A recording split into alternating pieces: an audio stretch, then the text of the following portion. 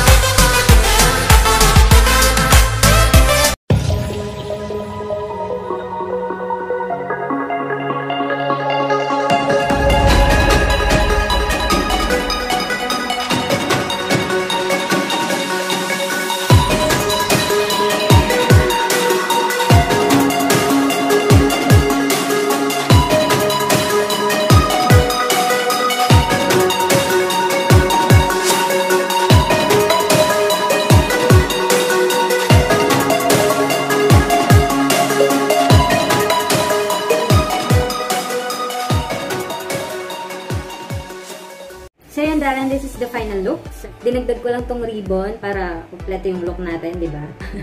So, ayan. Sana nagustuhan niyo ang video na ito at kung nagustuhan niyo, don't forget to like, share, and subscribe to my channel. Bye, Dalan!